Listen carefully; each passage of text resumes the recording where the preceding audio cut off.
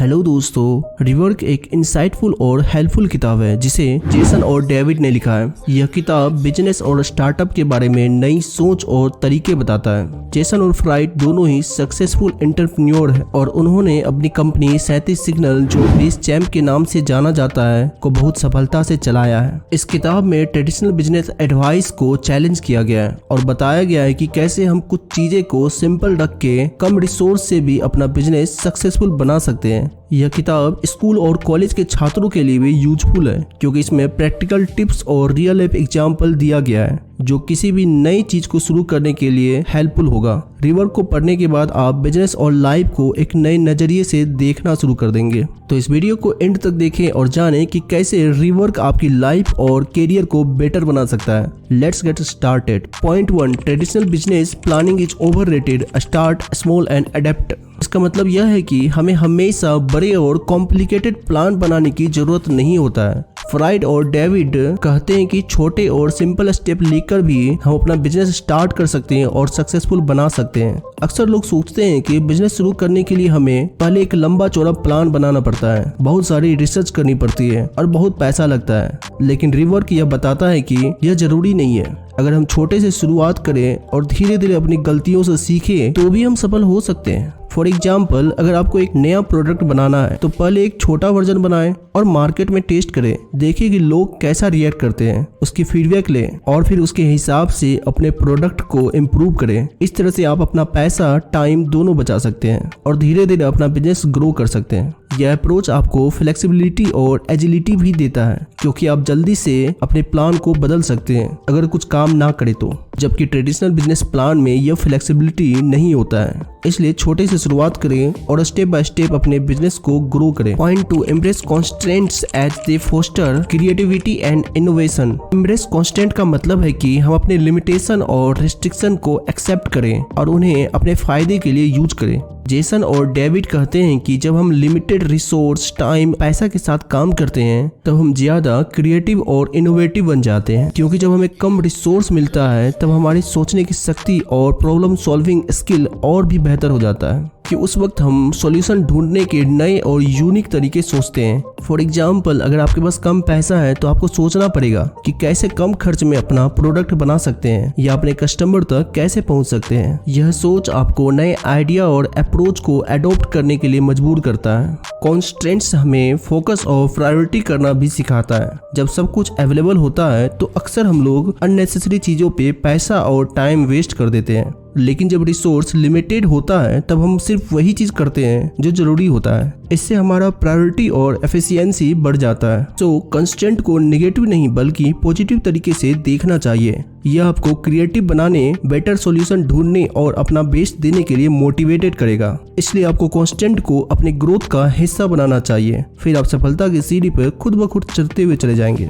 Point 3, focus on creating a product that solves a real problems. दोस्तों, इसका मतलब है कि आपको एक ऐसा प्रोडक्ट बनाना चाहिए जो लोगों के किसी जेन्युइन प्रॉब्लम को सॉल्व करे। ऑथर कहते हैं कि सक्सेसफुल बिजनेस वही होता है जो अपने कस्टमर की रियल नीड और प्रॉब्लम को समझकर उसे सॉल्व करे, क्योंकि अक्सर यह देखा गया है कि लोग बिजनेस स्टार्ट करते बिना यह सोचे समझे कि उसका प्रोडक्ट या सर्विस किस प्रॉब्लम को सॉल्व कर रहा है। अगर आप ऐसा प्रोडक्ट बनाते हैं जो किसी रियल प्रॉब्लम को सॉल्व नहीं करता है तो लोग उसमें इंटरेस्ट नहीं दिखाएंगे और आपका बिजनेस सक्सेसफुल नहीं होगा। इसलिए पहले मार्केट रिसर्च करें और पता करें कि लोगों को क्या प्रॉब्लम फेस करना पड़ रहा है और फिर उस प्रॉब्लम को सॉल्व करने वाले प्रोडक्ट पर फोकस करें। फॉर एग्जाम्पल, अगर आप देखते हैं कि स्टूडेंट को अपनी स्टडी को ऑर्गेनाइज करने में प्रॉब्लम हो रहा है तो आप एक ऐसा ऐप बना सकते हैं जो उन्हें टाइम टेबल को मैनेज करने, नोट को ऑर्गेनाइज करने और स्टडी रिमाइंडर सेट करने में मदद करेगा। इस तरह से आपका प्रोडक्ट स्टूडेंट के लिए रियल प्रॉब्लम को सॉल्व करने वाला होगा जो उसे यूज करना पसंद भी करेगा। इसलिए हमेशा अपने प्रोडक्ट पे काम करते वक्त यह सोचें कि क्या यह किसी रियल प्रॉब्लम को सॉल्व कर रहा है। अगर आप ऐसा करते हैं तो आपके प्रोडक्ट के सक्सेसफुल होने के चांस बहुत ज्यादा बढ़ जाता है। पॉइंट 4, प्रायोरिटी दें quality over quantity in work and resource. Author इस पॉइंट में कहते हैं कि हमें हमेशा अपने काम के क्वालिटी पे ध्यान देना चाहिए, ना कि क्वांटिटी पे, क्योंकि बिजनेस में सफलता पाने के लिए जरूरी है कि हम जो काम कर रहे हैं वो अच्छे तरीके से करें और उसकी क्वालिटी बेहतर हो। अक्सर लोग सोचते हैं कि ज्यादा काम करना मतलब ज्यादा प्रोडक्ट बनाना ही सफलता का रास्ता है, लेकिन क्वांटिटी के चक्कर में आपका क्वालिटी अच्छा नहीं होगा तो आपके प्रोडक्ट या सर्विस को लोग पसंद नहीं करेंगे। इसलिए कम काम करो, लेकिन जो भी करो उसकी क्वालिटी टॉप नॉच होनी चाहिए। फॉर एग्जाम्पल, अगर आप बेकरी चलाते हैं तो ये जरूरी नहीं है कि हर दिन आप बहुत सारा केक और पेस्ट्री बनाएं, लेकिन यह जरूरी है कि जो भी केक या पेस्ट्री बनाएं उसकी क्वालिटी इतनी अच्छी हो कि कस्टमर को बहुत पसंद आए और वो बार बार आपके पास आए। अच्छी क्वालिटी का मतलब है कि आप अपने प्रोडक्ट को ध्यान और प्यार से बना रहे हैं, उसमें बेस्ट इंग्रेडिएंट का इस्तेमाल कर रहे हैं और अपने कस्टमर को बेस्ट एक्सपीरियंस दे रहे हैं। क्वालिटी पे फोकस करने का एक और फायदा यह है कि आपके कस्टमर का रिपीटेशन बढ़ता है। जब लोग आपके काम की क्वालिटी को अप्रिशिएट करते हैं तो वो लोग दूसरे को भी आपके काम के बारे में बताते हैं, जिससे आपका बिजनेस और ग्रो करता है। इसलिए हमेशा याद रखें, क्वालिटी पे ध्यान दो, क्वांटिटी पे नहीं। यह आपको लॉन्ग टर्म सक्सेस और कस्टमर की लॉयल्टी दिलाएगा। Point 5, effective communication and simplicity are key to success. दोस्तों, इस पॉइंट में ऑथर बताते हैं कि सफलता के लिए यह जरूरी है कि आप अपनी बात को आसानी से और क्लियरली समझा पाओ और अपनी चीजों को सिंपल रखो। ऑथर कहते हैं कि बिजनेस में क्लियर और सिंपल कम्युनिकेशन बहुत इंपॉर्टेंट है। हालांकि कुछ लोगों को ऐसा भी लगता है कि कॉम्प्लिकेटेड लैंग्वेज या फैंसी वर्ड यूज करना प्रोफेशनल दिखाता है, लेकिन ऐसा नहीं है, क्योंकि जब आप सिंपल और सीधे बात करते हैं तब लोग आसानी से आपकी बात को समझ पाते हैं और कंफ्यूजन कम होता है। इससे आपके टीम मेंबर्स, कस्टमर्स और सभी के साथ बेटर अंडरस्टैंडिंग होता है। फॉर एग्जाम्पल, अगर आप अपने टीम को कोई नया प्रोजेक्ट एक्सप्लेन कर रहे हैं तो उसे सिंपल शब्दों में समझाएं। अगर आप कॉम्प्लिकेटेड टर्म और फैंसी वर्ड को इस्तेमाल करेंगे तो शायद सब लोग समझ नहीं पाएंगे, जिससे काम बिगड़ भी सकता है। लेकिन अगर आप सिंपल लैंग्वेज यूज करते हैं तो सब लोग क्लियरली समझ पाएंगे और आपका काम भी अच्छे से हो जाएगा। सिंपलिसिटी का मतलब है कि आप अपने प्रोडक्ट, सर्विस और प्रोसेस को सिंपल रखें। अगर आपका प्रोडक्ट यूज करने में आसान होगा तो लोग उसे ज्यादा पसंद करेंगे। फॉर एग्जाम्पल, अगर आप एक एप्स बना रहे हैं तो उसका इंटरफेस एकदम सिंपल और यूजर फ्रेंडली होना चाहिए, क्योंकि आप उसे जितना कॉम्प्लिकेटेड बनाएंगे यूजर उतना ही उसे इग्नोर कर देंगे।